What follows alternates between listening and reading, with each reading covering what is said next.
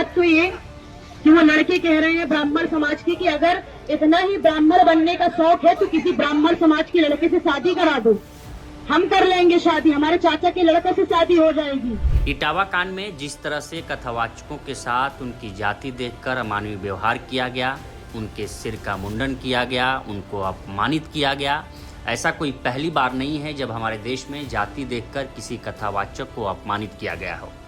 इससे पहले फरवरी में इसी साल 2025 में मध्य प्रदेश के जबलपुर में कथावाचक देविका किशोरी को भी पटेल जाति का होने के कारण अपमान झेलना पड़ा था और इस मामले में खूब बवाल मचा था।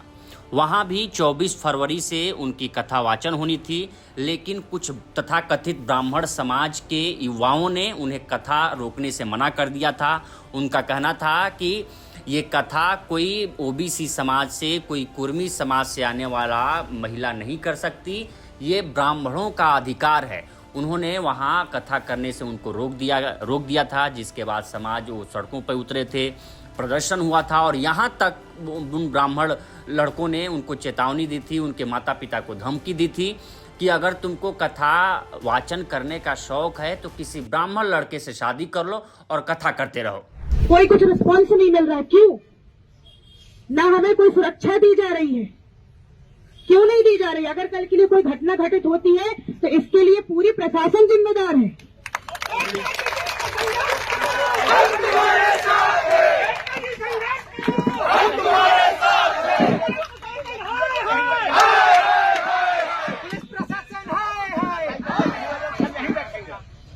और पहली बात तो ये कि वो लड़के कह रहे हैं ब्राह्मण समाज की कि अगर इतना ही ब्राह्मण बनने का शौक है तो किसी ब्राह्मण समाज के लड़के से शादी करा दो, हम कर लेंगे शादी, हमारे चाचा के लड़के से शादी हो जाएगी, हम पैसे देंगे। तो क्या हमारे पटेल समाज में लड़के नहीं है क्या? कि हमारे पास पैसे नहीं है? ये क्या है?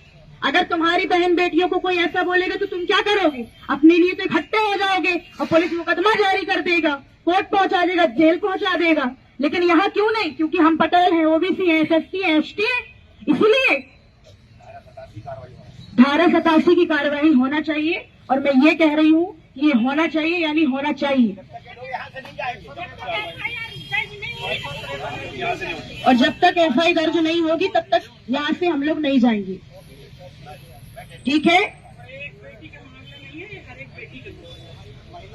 तो मेरा निवेदन है, क्योंकि मैडम भी है यहाँ पर, तो आप भी बिटिया हैं, आप भी समझ सकती हैं फीलिंग को, क्योंकि जो मैं पद में बैठी हूँ वो कोई छोटा मोटा पद नहीं है, बहुत बड़ा है। मुझे प्रशासन की कोई वहां पे मदद नहीं मिल रही है। आखिर क्यों? बताइए ना। अगर कल के लिए कुछ हो जाए तो कौन जिम्मेदार रहेगा? कौन रहेगा? इस घटना के बाद ओबीसी महासभा और भीम आर्मी सहित कई संगठनों ने विरोध प्रदर्शन किया और आरोपियों के खिलाफ कार्रवाई की मांग की थी।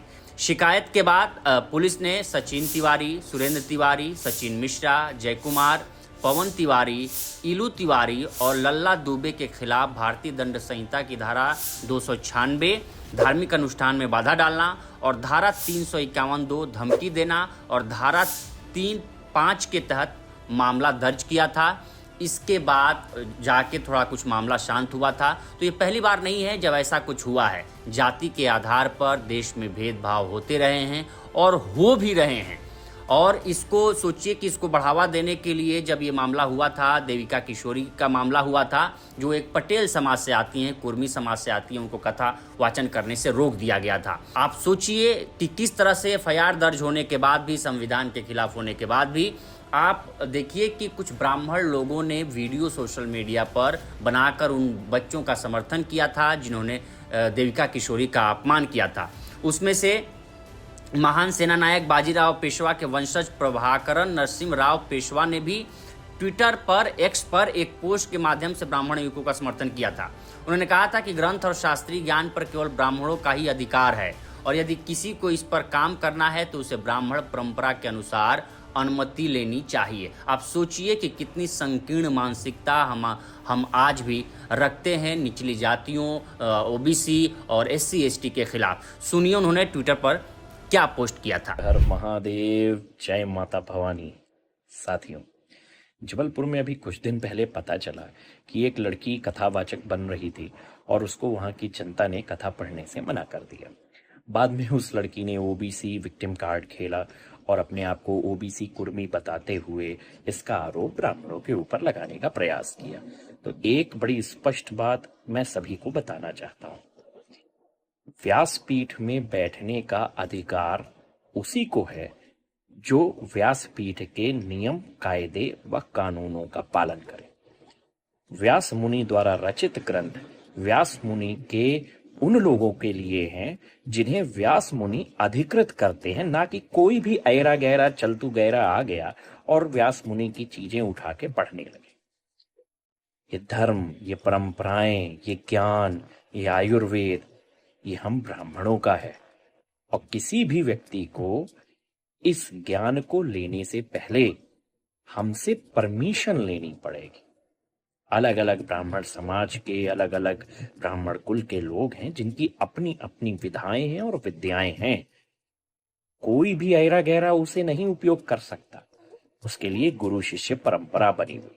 बड़ी प्रश्न ये उठता है कि ओबीसी आइडेंटिटी क्या है। तो ओबीसी आइडेंटिटी वैसे ही सवर्णों के खिलाफ बनी हुई है, यानी मॉर्निंग में आपको कथावाचक बनना है, ब्राह्मणों के काम करने हैं, ब्राह्मणों की बनाई हुई ज्ञान को लेना है और शाम को 250 ग्राम पाउडर खा के या 2 पौआ लगा के आपको उन्हीं ब्राह्मणों को गालियां देना है।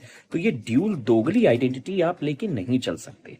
या तो आप अपने आप को ओबीसी मत कहिए, ब्राह्मणों के कुलीन गुरु शिष्य परंपरा के अधीन आइए और उनके ज्ञान का उपयोग विधिवत करिए, और या फिर ओबीसी बनिए तो आपके पास तो अपने खुद के कई सारे लोग हैं। सत्यशोधक समाज की कथा करिए, आप फुल्ले, अम्बेडकर, गाड़गे कितने सारे लोग हैं। आप अपने महापुरुष बनाइए, अपने भगवान खुद बनाइए।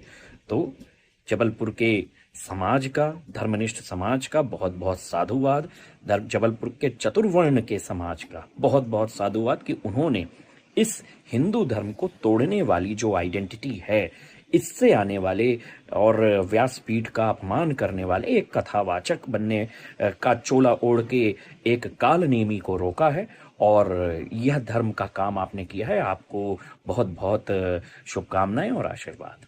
हर हर महादेव। तो इस बात से समझा जा सकता है कि अभी भी आज़ादी के 76-77 साल भी हम जाति के आधार पर एक दूसरे से भेदभाव कर रहे हैं और इसे हम सबको मिलकर ही मिटाना होगा। फिलहाल इस वीडियो में इतना ही। बाकी देश दुनिया की तमाम खबरों के लिए बने रहें लोकमत हिंदी के साथ। नमस्कार।